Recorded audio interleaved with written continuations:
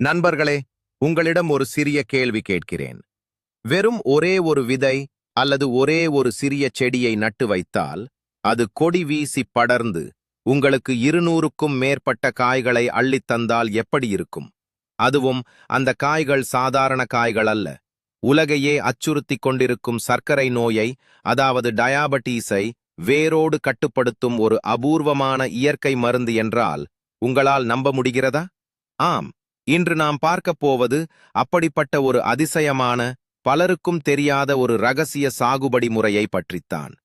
இதை உங்கள் வீட்டின் சிறிய பால்கனியிலோ அல்லது மாடித் தோட்டத்திலோ கூட மிக எளிதாக வளர்க்க முடியும். மருத்துவமனைக்குச் சென்று ஆயிரக்கணக்கில் செலவழிப்பதை விட நம் வீட்டிலேயே நமக்கான ஆரோக்கியத்தை எப்படி விளைவிப்பது என்பதை பற்றித்தான் இன்று நாம் முழுமையாக தெரிந்து கொள்ளப் போகிறோம். இந்த செடியை எப்படி வளர்ப்பது, இதில் கொத்து கொத்தாக காய்க்க வைக்க என்ன செய்ய வேண்டும் என்ற ரகசியத்தை தெரிந்து கொள்ள வீடியோவை இறுதி வரை பாருங்கள். நீங்கள் ஆச்சரியப்படப் போவது உறுதி.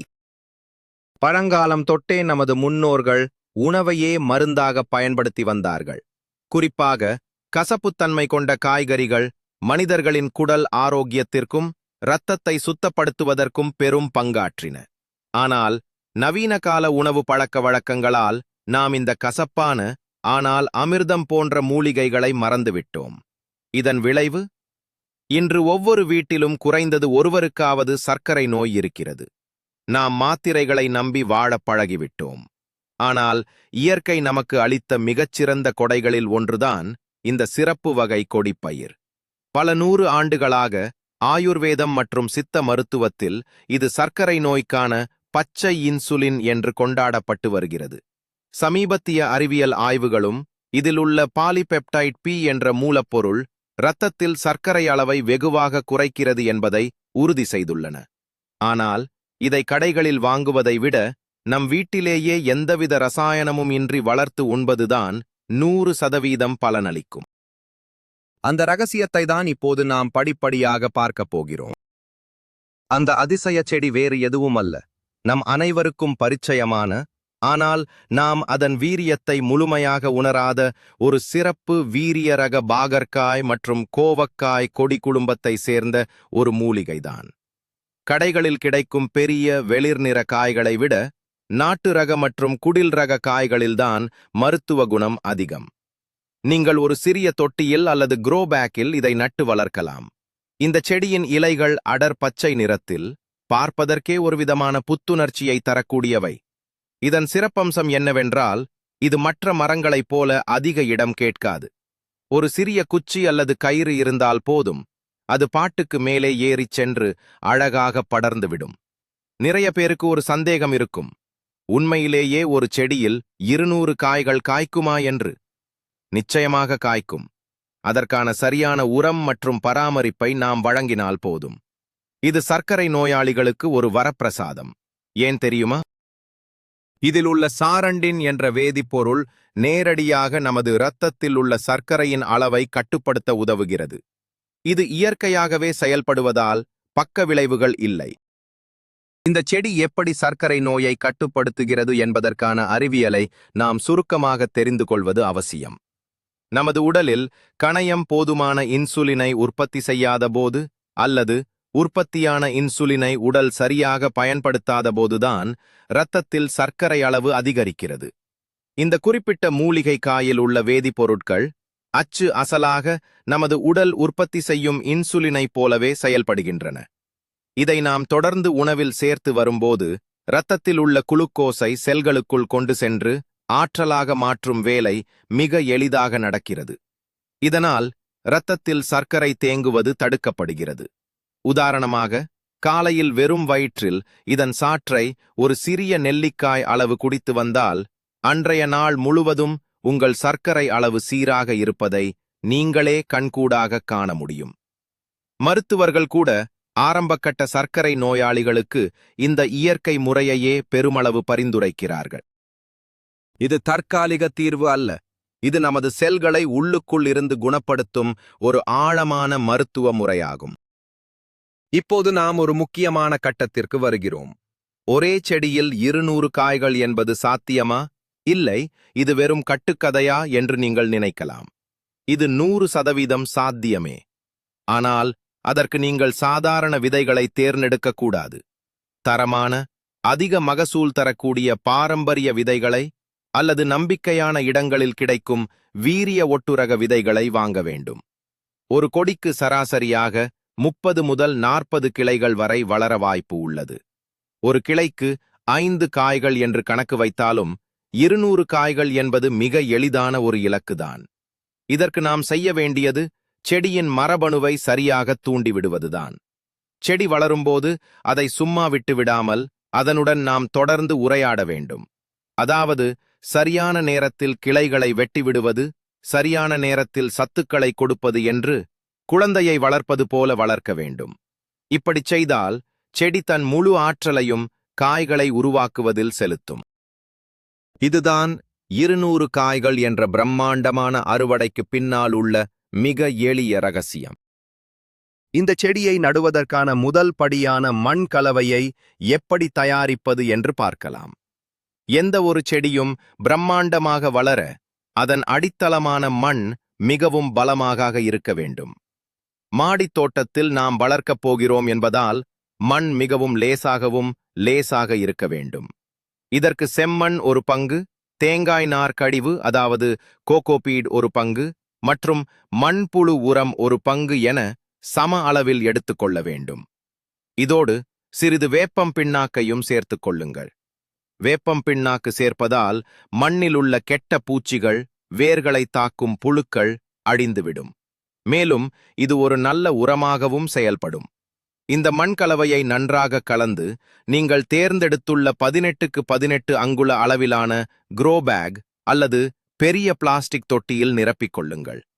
மண் ரொம்ப கெட்டியாக இருக்கக்கூடாது. தண்ணீர் ஊற்றினால் அது தேங்கி நிற்காமல் உடனே கீழே வழிய வேண்டும். வேர்கள் சுலபமாக சுவாசிக்கவும் ஆழமாக பரவவும் இது மிகவும் அவசியம். இதுவே உங்கள் மாபெரும் அறுவடைக்கான முதல் அஸ்திவாரம். மண் தயாரானதும் விதைகளை நேரடியாக தொட்டியில் விதைக்கக்கூடாது. முதலில் விதைகளை வாங்கி வந்ததும் அவற்றை ஒரு சிறிய கிண்ணத்தில் சிறிது வெதுவெதுப்பான தண்ணீரில் இரவு முழுவதும் ஊற வைக்க வேண்டும்.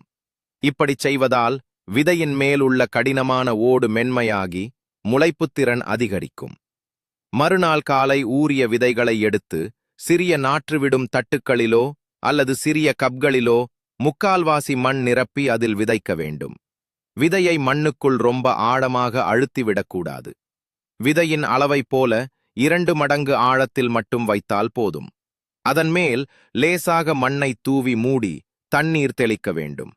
தண்ணீர் ஊற்றக்கூடாது, லேசாக தெளிக்க மட்டுமே வேண்டும். இந்த தட்டுகளை நேரடி வெயிலில் வைக்காமல் ஓரளவு வெளிச்சம் வரும் நிழலான இடத்தில் வையுங்கள். 5 முதல் 7 நாட்களில் விதைகள் அழகாக முளைத்து 2 சிறிய இலைகளுடன் எட்டிப் பார்ப்பதை நீங்கள் பார்க்கலாம். அந்த பிஞ்சு நாற்றுகளை பார்க்கும்போதே உங்களுக்குள் ஒரு மிகப்பெரிய உற்சாகம் பிறக்கும். விதைகள் முளைத்து நாற்றுகள் சுமார் 4 முதல் 5 அங்குல உயரம் வளர்ந்ததும், அதாவது 3 அல்லது 4 இலைகள் வந்ததும் அவற்றை பெரிய தொட்டிக்கு மாற்ற வேண்டும். இதை நர்சரி மொழியில் டிரான்ஸ்பிளான்டிங் என்று சொல்வார்கள். இந்த வேலையை எப்போதும் மாலை நேரத்தில்தான் செய்ய வேண்டும். காலையிலோ அல்லது மதிய வெயிலிலோ செய்தால் நாற்றுகள் வாடிப்போக அதிக வாய்ப்பு உள்ளது. நாற்றை எடுக்கும்போது அதன் வேர்கள் எந்த விதத்திலும் அறுந்து போகாமல் சுற்றியுள்ள மண்ணோடு சேர்த்து மிக கவனமாக எடுக்க வேண்டும். நாம் ஏற்கனவே தயார் செய்து வைத்துள்ள பெரிய தொட்டியின் நடுவே ஒரு சிறிய குழி பறித்து இந்த நாற்றை அப்படியே உள்ளே வைத்து சுற்றிலும் மண்ணை போட்டு மெதுவாக அழுத்த வேண்டும். நட்டவுடனே செடிக்கு நன்றாக தண்ணீர் ஊற்ற வேண்டும். முதல் 2 நாட்களுக்கு செடிக்கு அதிக வெயில் படாமல் பார்த்து கொள்ளுங்கள். செடி புதிய மண்ணில் வேரூன்றி பழக இந்த கால அவகாசம் மிகவும் தேவை. இந்த சிறிய அதிர்ச்சியை தாண்டிவிட்டால் உங்கள் செடி அசுர வளர்ச்சியடையத் தொடங்கிவிடும். இந்த கொடி வகை செடிகளுக்கு சூரிய ஒளி எவ்வளவு முக்கியம் என்பதை பற்றி பார்ப்போம். நிறைய பேர் செய்யும் பெரிய தவறு செடியை நிழலில் வைத்துவிட்டு காய்கள் வரவில்லை என்று கவலைப்படுவதுதான். இந்த பயிருக்கு தினமும் குறைந்தது 6 முதல் 8 மணி நேர நேரடி சூரிய ஒளி கட்டாயம் தேவை. எனவே உங்கள் மாடியில் அல்லது பால்கனியில் எந்த இடத்தில் அதிக நேரம் வெயில் அடிக்கிறதோ அந்த இடத்தை தேர்ந்தெடுத்து தொட்டியை வையுங்கள். சூரிய ஒளி நன்றாக பட்டால்தான் செடியின் இலைகள் அதிக அளவில் ஒளிச்சேர்க்கை செய்து தனக்கான உணவை தயாரித்துக் கொள்ளும். உணவு அதிகமாக கிடைத்தால்தான் செடி ஆரோக்கியமாக வளர்ந்து அதிக பூக்களை பூக்கும். வெயில் குறைவாக இருந்தால் செடி உயரமாக வளருமே தவிர அதில் பூக்களோ காய்களோ சரியாக வராது. ஆனால் கோடை காலத்தில் வெயில் மிக கடுமையாக இருக்கும்போது மட்டும் நண்பகல் நேரத்தில் செடியின் மேல் ஒரு சிறிய நிழல் வலையை கட்டி பாதுகாப்பது நல்லது. இதனால் செடி கருகிப் போகாமல் பாதுகாப்பாக வளரும். சூரியன் எந்த அளவுக்கு செடிக்கு நண்பனோ அதே அளவுக்கு சரியான அளவு கிடைக்காவிட்டால் எதிரியாகவும் மாறிவிடும். அடுத்த முக்கியமான விஷயம் தண்ணீர் ஊற்றும் முறை. கொடிவகை செடிகளுக்கு தண்ணீர் மிகவும் பிடிக்கும் என்று நினைத்துக்கொண்டு பலரும் தினமும் காலை மாலை என இருவேளையும் தண்ணீரை கொட்டிவிடுவார்கள். இது முற்றிலும் தவறான ஒரு செயல். தொட்டியில் தண்ணீர் தேங்கி நின்றால் செடியின் வேர்கள் மூச்சுவிட முடியாமல் அழுகிப் போய்விடும். செடிக்கு தண்ணீர் ஊற்றுவதற்கு முன் தொட்டியில் உள்ள மண்ணை உங்கள் விரலால் லேசாக தோண்டிப் பாருங்கள். மண் சுமார் ஒரு அங்குல ஆழத்திற்கு காய்ந்திருந்தால் மட்டுமே தண்ணீர் ஊற்ற வேண்டும். மண்ணில் ஈரம் இருந்தால் தன்னால் தண்ணீர் ஊற்றுவதை தவிர்த்து விடுங்கள். அதேபோல் தண்ணீர் ஊற்றும்போது செடியின் இலைகள் மேல் படும்படி ஊற்றக்கூடாது. அப்படி ஊற்றினால் இலைகளில் பூஞ்சை நோய்கள் வர வாய்ப்பு அதிகம். எப்போதும் செடியின் வேர் பகுதிக்கு அருகில் மெதுவாக தண்ணீரை ஊற்ற வேண்டும். குறிப்பாக பூக்கள் பூக்கும் சமயத்திலும் பிஞ்சுகள் பிடிக்கும் சமயத்திலும் செடிக்கு சீரான ஈரப்பதம் தேவை. அப்போது மட்டும் தண்ணீர் சற்று குறையாமல் பார்த்துக் கொள்வது உங்கள் 200 காய்கள் கனவை நனவாக்க உதவும். இது ஒரு கொடிவகை தாவரம் என்பதால் இது படர்ந்து வளர ஒரு நல்ல பந்தல் அல்லது பிடிமானம் தேவை. செடி சுமார் 1 அடி உயரம் வளர்ந்தவுடனேயே இதற்கு நாம் ஒரு குச்சியையோ அல்லது சணல் கயிற்றையோ கட்டி மேலே ஏற்றிவிட வேண்டும். செடியை அப்படியே தரையில் படரவிட்டால் மண்ணில் உள்ள ஈரப்பதத்தால் இலைகள் மற்றும் காய்கள் எளிதில் அழுகிவிடும். பூச்சிகள் சுலபமாக தாக்கும்.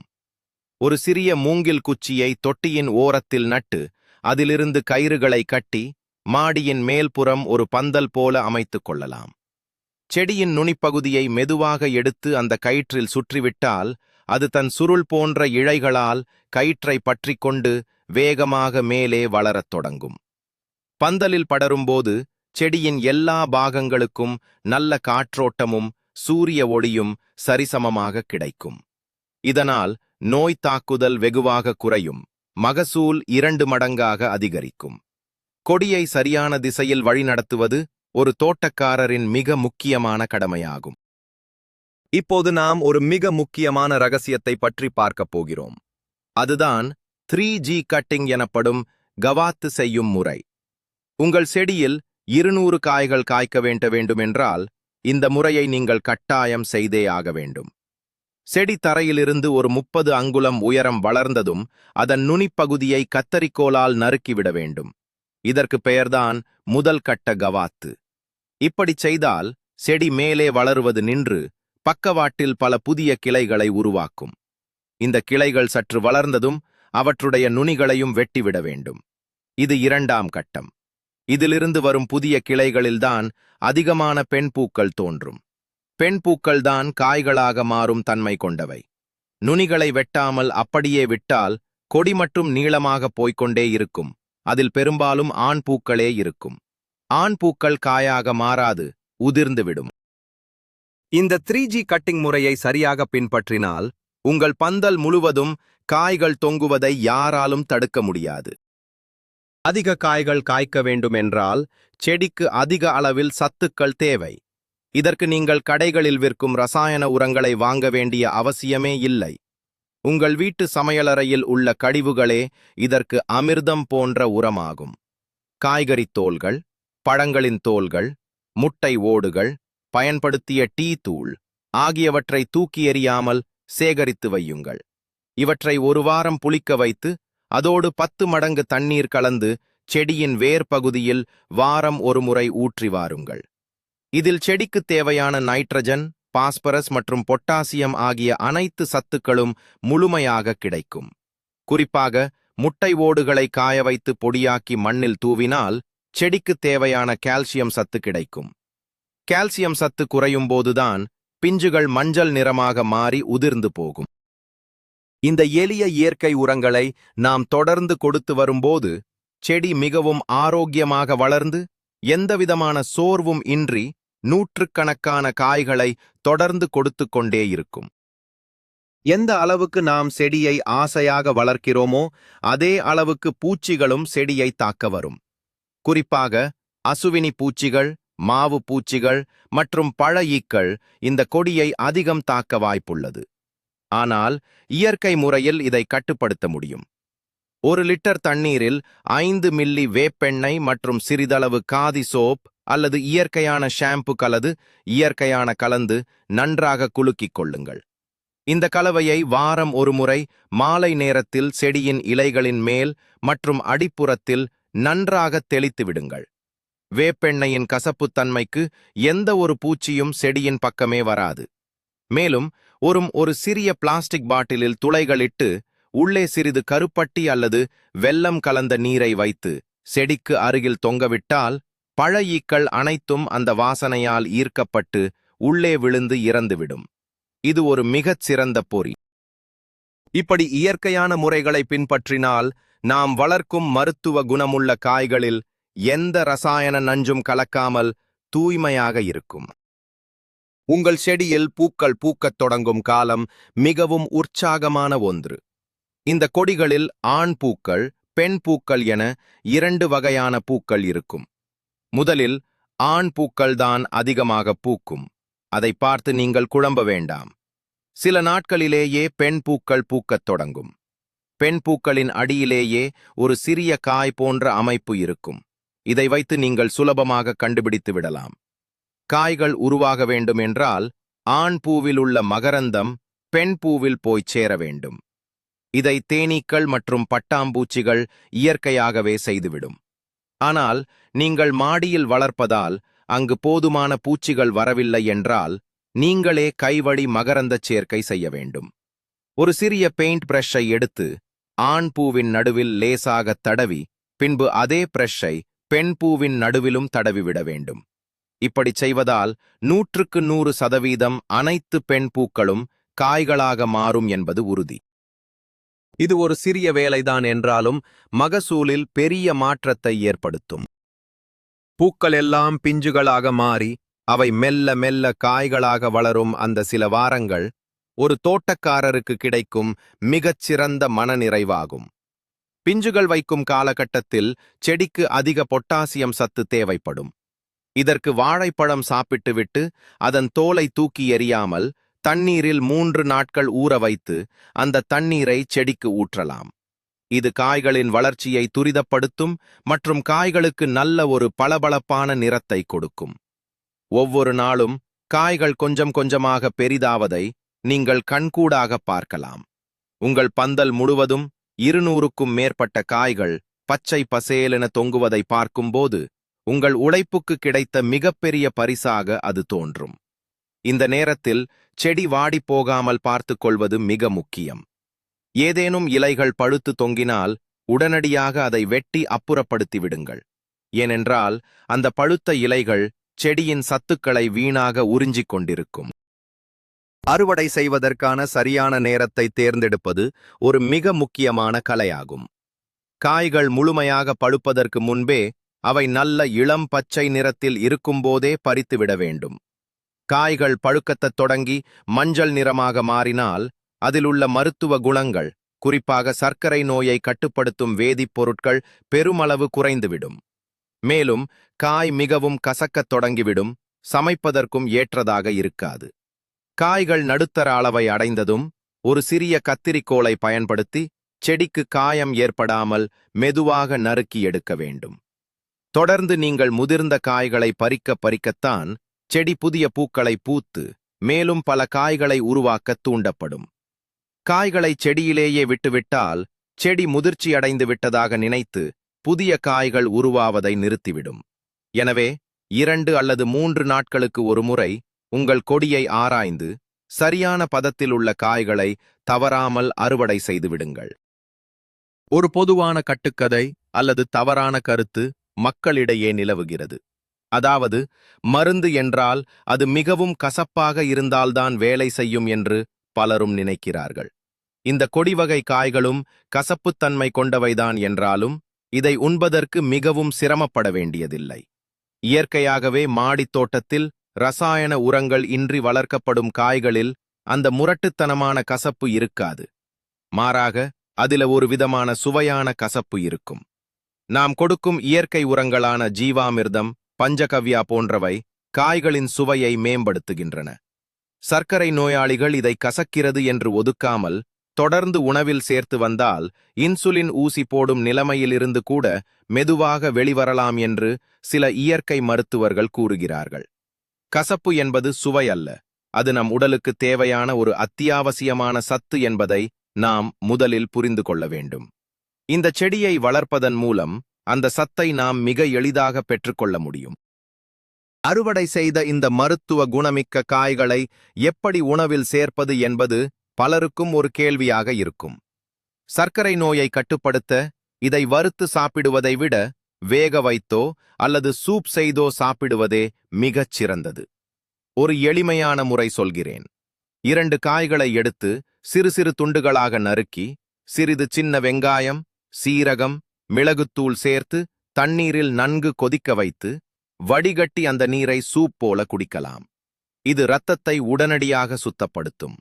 அல்லது காய்களை வட்டவட்டமாக நறுக்கி சிறிது மஞ்சள் தூள், உப்பு மற்றும் எலுமிச்சை சாறு தடவி வெயிலில் காய வைத்து வற்றலாக மாற்றி வைத்துக் கொள்ளலாம். இதை மதிய உணவோடு சேர்த்து சாப்பிடலாம். எலுமிச்சை சாறு சேர்ப்பதால் கசப்புத்தன்மை கணிசமாக குறையும். அதே சமயம் மருத்துவ குணங்களும் வீணாகாது.